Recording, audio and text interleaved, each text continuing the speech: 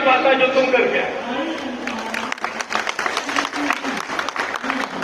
तो भारतीय रेल जो है वो दुनिया की रेलों में एक अजूबा है।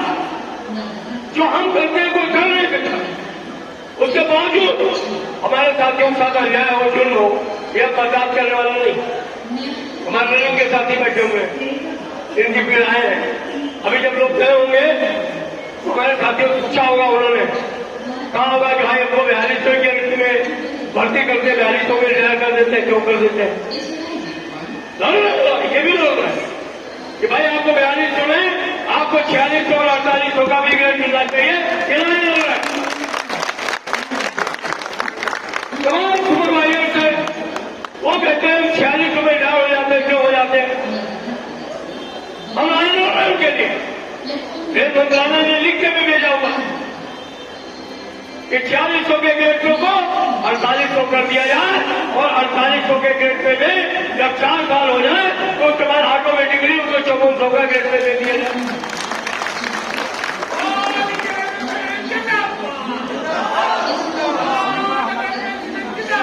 जिंदाबाद जिंदाबाद जिंदाबाद जिंदाबाद जिंदाबाद जिंदाबाद जिंदाबाद जिंदाबाद आ जाओ जिंदाबाद जिंदाबाद। अरे वो ठीक बात कर रहा है, जी ठीक बात कर रहे हैं। इनसे ये पूछो कि जब ये पहला हुए थे रेलवे में बराबर में उस समय 2% संकट करने वाला आया, 2% लोगों को प्रमोशन मिला, टेक्नीशियन को सिर्फ 2% प्रमोशन मिला। हम भी उसी समय भर्ती हुए थे जिस जमाने में भर्ती हुए। 2% टेक्नीशियन को संकट करने वाला दिया। आज गर्व के साथ इनको समझना चाहिए कि एमसीएम जो है उसको लोग नहीं मिल रहे हैं। हमारे टेक्नीशियन कैडर में सीनियर टेक्नीशियन जो है वो एमसीएम के ग्रेड पे में इतने परसेंट होने का काम किया, वो नॉर्दर्न रेलवे यूनियन और ऑल इंडिया रेलवे फेडरेशन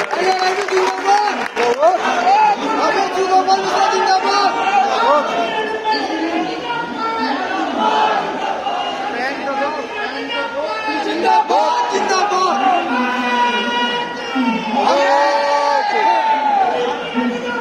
जिंदाबाद जिंदाबाद। तो ऑल इंडिया फेडरेशन ने जो किया उसको समझने की आवश्यकता है।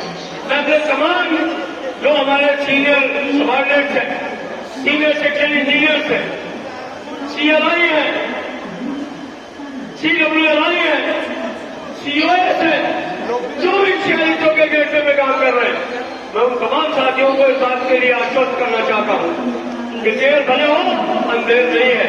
आने वाले समय में आपके ग्रेड पे में सुधार लाया जाएगा और आपको आगे बढ़ने का मौका दिया जाएगा। अभी हमारे तमाम एसएनडी के साथी यहाँ होंगे, एसएनडी की आपकी ब्रांच भी, आपके कुछ सहयोगी भी है जिनकी मेंबरशिप नहीं होती है और उनकी ब्रांच बन जाए। आपके लिए जब मेंबरशिप कम हो तो उसके लिए तरफ में रिकग्निशन का लेटर वापस आता है हमारे जो हेडक्वार्टर। लेकिन मैं उनको एसएनडी साथियों को ये विश्वास दिलाता हूं कि ज्यादा टाइम नहीं लगेगा। 1-1.5 महीने के अंदर ही आपका जो 26% technician, senior technician, master craftsman का ग्रेड पे है, उसमें 9% की बढ़ोतरी होगी, 26% से 35% हो जाए। 9% की बढ़ोतरी लाने में बहुत मेहनत करनी पड़ेगी और यही नहीं प्रयास कर रहे हैं, क्योंकि उनको डिसेक्शन मेमो देना पड़ता है जो सुपरवाइजरी ड्यूटी में आता है। हमारा प्रयास है कि उनके 60% को जेई में परिवर्तित करते हैं ताकि वो सुविधा के साथ हमारी मांग है 30%, 1800 के गेट पे के लोगों को 1900 के गेट पे में रिस्ट्रक्चर करके आगे बढ़ाने का काम कर दिया। पिछले सीआरबी ने और कलेक्टर साहब हमारे मेंबर फाइनेंस से उन्होंने दस्तखत भी कर दिया, लेकिन भारतीय रेल आगे भी चलती है, पीछे भी चलती है। इन्होंने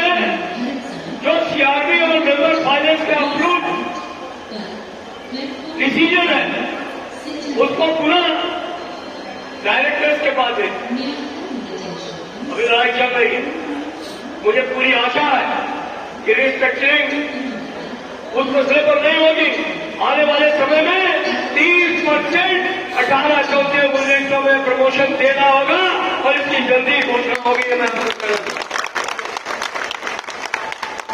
रिस्ट्रक्चरिंग भी शुरू हो गई है। वो बहुत देर लगाना चाहते हैं इसका। हमारा प्रयास है इस तमाम कार्य रिस्ट्रक्चरिंग में, चाहे वो इलेक्ट्रिकल के लोग हों, मैकेनिकल के लोग हों, सिग्नल के लोग हों, कमर्शियल के हों, ऑपरेटिंग के हों, मिनिस्ट्रियल के हों, अकाउंट के हों, किसी भी उधर काम करते हो, हमारा पूरा प्रयास है उन तमाम साथियों को, रनिंग के लोग हों, सबको जो है आने वाले समय में कार्य रिस्ट्रक्चरिंग के माध्यम से कुछ लोगों को लाभ देने का काम ऑल इंडिया रन फेडरेशन करे, नादर रेलवे सिग्नल करे। मैं बात का विश्वास आप तमाम साथियों को करने में रखता हूं। आपकी तमाम मांगे हैं,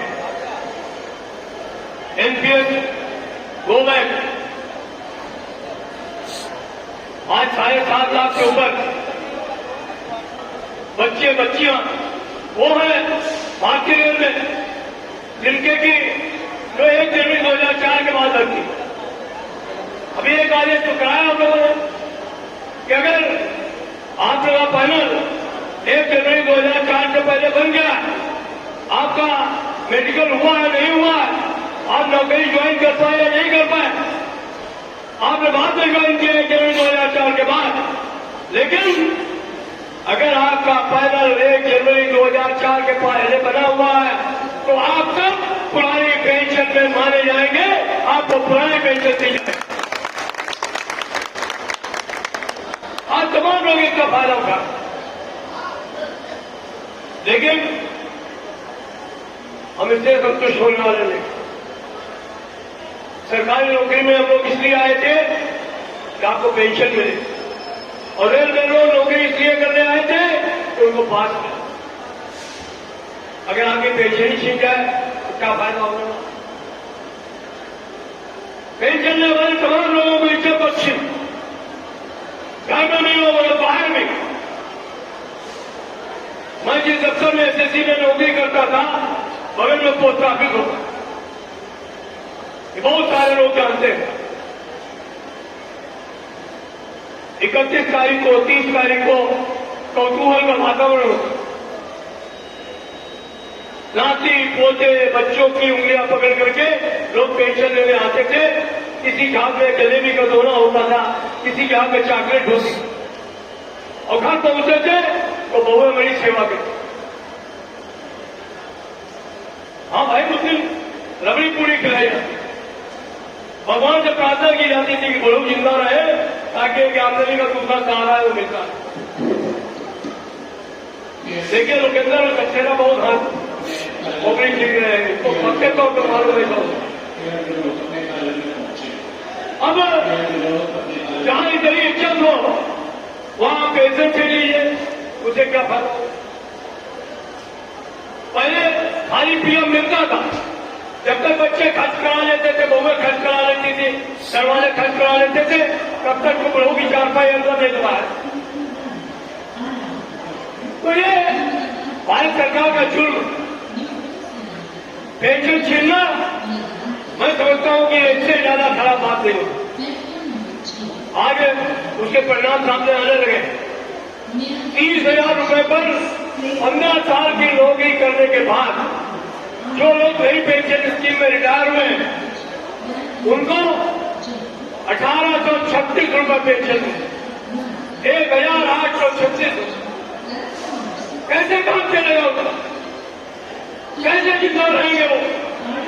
आप एक काम, अटल पेंशन योजना की बात करते हैं, प्रधानमंत्री पेंशन योजना की बात करते हैं, वहां भी कुछ गारंटी है कि आपको 4,000 रुपए मिलेंगे, आपको 3,000 रुपए मिलेंगे, लेकिन यहां 15 साल की नौकरी, 30,000 बेसिक और पेंशन 1,836।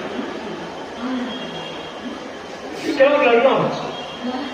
और लड़ाई का फैसला ऑल इंडिया फेडरेशन ने कर लिया। अभी नेशनल काउंसिल एशियन की बैठक हुई थी, वहां पर भी हम लोगों ने केंद्र सरकार के कर्मचारियों का ज्वाइंट काउंसिल ऑफ एक्शन बनाया हुआ। मैं उसका कन्वीनर भी हूं। अभी बहुत जल्दी अब तमाम केंद्र सरकार के कर्मचारी, शिक्षक, राज्य कर्मचारी, बैंक बीमा के कर्मचारी सब एक मंच पर इकट्ठा होने वाले हैं और आने वाले समय में भारत सरकार को कहने वाले हैं कि पुरानी पेंशन बहाल करो और नहीं बहाल करोगे तो सिंहासन खाली करो, हमारे जनता। जिंदाबाद जिंदाबाद जिंदाबाद जिंदाबाद जिंदाबाद जिंदाबाद। आपको माहौल बनाना पड़ेगा। आप बताइए, राजस्थान में पुरानी पेंशन बहाल हो गई ना? क्यों हो गई? चुनाव होने वाले। झारखंड में बहाल हो गई ना? क्यों हो गई? चुनाव आने वाले। छत्तीसगढ़ में बहाल हो गई ना? क्यों हो गई? चुनाव आने वाले हैं। ममता जी ने कहा लागू नहीं की थी।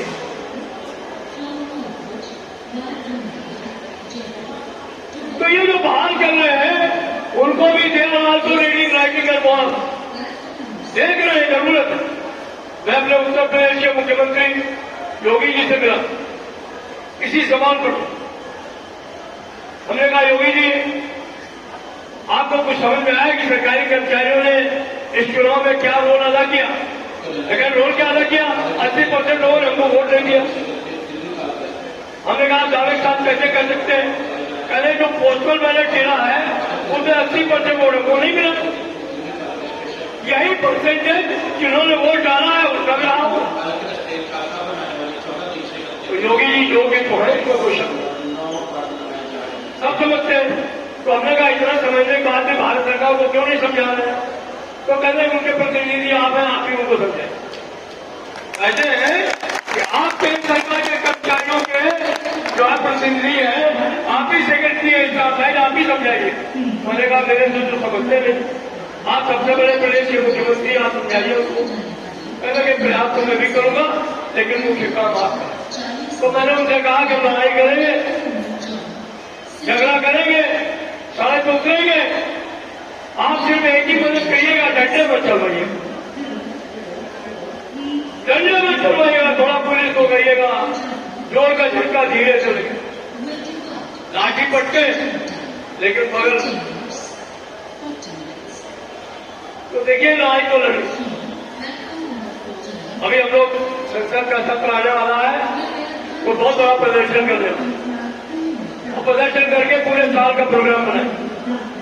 आप सब लोग गांव, देहात, शहर के रहने वाले, वहां पर राज्य कर्मचारी है, वहां पर केंद्र सरकार के कर्मचारी है, वहां पर शिक्षक है, अपने गांव में काम करने वाले हर कामगार की एक यूनिट बनाइए, उनको इकट्ठा करिए और उनको समझाइए कि भारत सरकार को ये संदेश भेजने का काम करें कि 24 में अगर पुरानी पेंशन बहाल कर दोगे तो वोट करेंगे, वरना आपको वोट करने वाले नहीं है। मैं आपसे ये आह्वान करूंगा, अगर ये तैयारी आपने कर ली तो ये सरकार इतनी आसानी से कुर्सी छोड़ने वाली नहीं। ये फौरन आपकी पुरानी पेंशन बहाल करेगी, लेकिन तैयारी आपको करनी है। तो मुझे लगता है कि मैंने आपको बहुत समय दे दिया, लेकिन मैं एक ही बात आपसे कहना चाहूँ कि देखिए बढ़ने का वक्त नहीं, इकट्ठा होने का। उन लोगों के बारे में मत सोचिए जिन्होंने कभी जिंदगी में लड़ाई नहीं लड़ी। हमेशा कहा कि हम आपके साथ हैं, आपके साथ लड़ेंगे, लेकिन जिस समय लड़ाई आती है उस समय कहते हैं कि ये राजनीतिक लड़ाई है, इसमें नहीं रहेंगे, आपकी पीठ के छुरा भोंकने का काम करते हैं। भूल जाइए, आपके साथ रहते हैं बहुत अच्छी बात, नहीं रहते तो भी कोई बात, लेकिन कोशिश करनी है सबको एक मंच पर इकट्ठा करना। आज बंटने का वक्त नहीं है।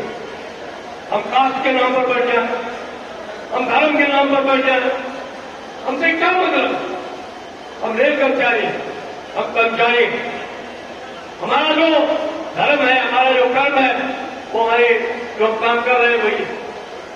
तो आज बढ़ने का वक्त नहीं, सारे लोग इकट्ठा होने का वक्त। आज हम रनिंग के नाम पर बढ़ गए, आज हम ट्रैकमैन के नाम पे बढ़ गए, आज हम एएसएम के नाम पे बढ़ गए, आज हम ट्रेन मैनेजर के नाम पे बढ़ गए, आज हम मिनिस्ट्रियल के नाम पे बढ़ गए, तो फिर हमको भी माफ देंगे, फिर कोई माफ नहीं करेगा। तो आज इकट्ठा होने का वक्त। इन्होंने तो राजनीति में सब कुछ बांटा, धरती बांटा, अंबर बांटा, धरती और आसमान को इतना तो सब बांट चुके हो, मत बांटो इंसान को, मत बांटो।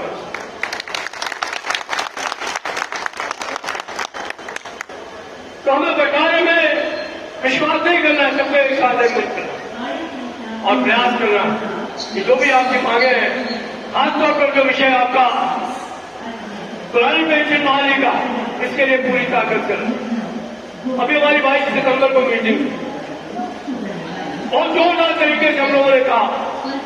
अभी मैं देख रहा था कहीं बच्चे लोग अपने हाथ में कोई पोस्टर लिए हुए थे कि हमारा दिए गए एरियल बहाल करो, दिए गए एरियल इनकी सौगात में लड़कों के हाथ करके आप बीच में वहां लोग कहने लगे थे अब तो डीए मिलेगा ही नहीं। जब कोविड में डीए बंद किया गया तो तमाम साथियों ने कहना शुरू किया कि डीए नहीं मिलेगा।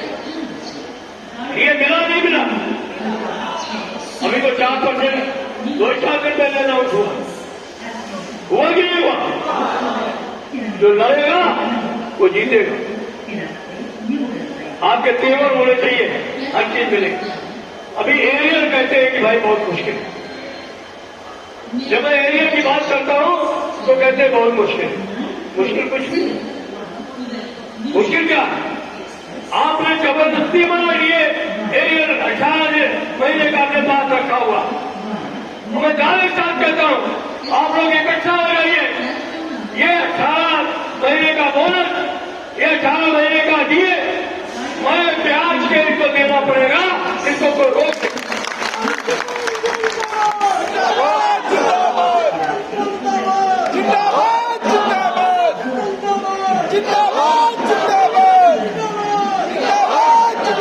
अब की बात रेलवे में अजूबा हुआ।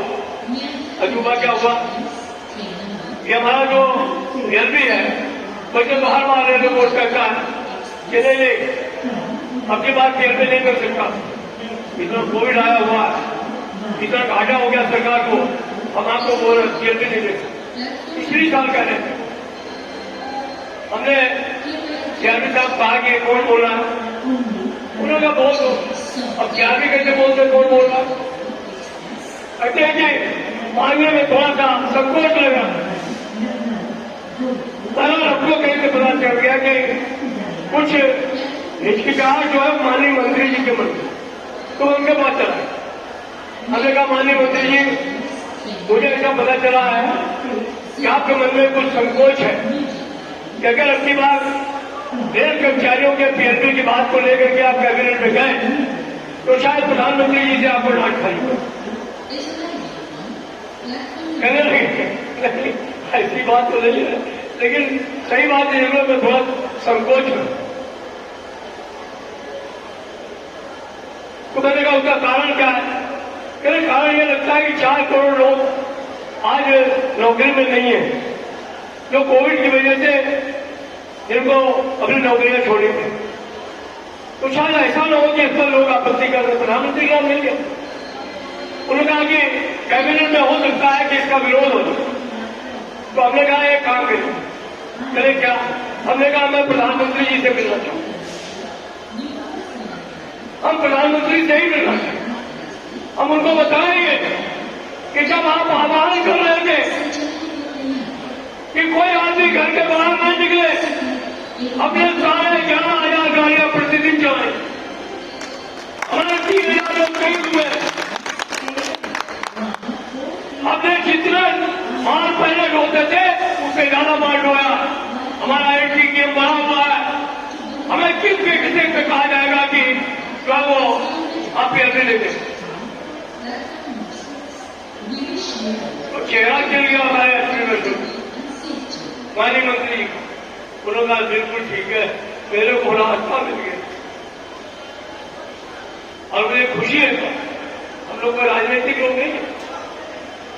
मैंने बड़ा ही संदेश भी भेजा माननीय प्रधानमंत्री को, जब उन्होंने कैबिनेट में सबसे पहले रेलवे के पीएनडी को मंजूरी देने का कहा। ये तो नहीं पिछले साल की बात, इस साल उससे भी आगे बढ़कर के काम हो। संजय महोदय जो प्रधानमंत्री थे हमारे जापान के, उनकी फनल सेरेमनी थी, इनविटेशन था टोक्यो में। माननीय प्रधानमंत्री जी वहां चले लौट के आए, उसी दिन कैबिनेट की मीटिंग थी और हमारा पीएलबी का विषय जो है वो उसमें इंक्लूड नहीं हो। हमारा पीएलबी का विषय कैबिनेट की मीटिंग के एजेंडे में शामिल नहीं हो पाया। उसका असर यह हुआ कि लोगों के अंदर छटपटाहट उठी, कब तो पूजा आएगी।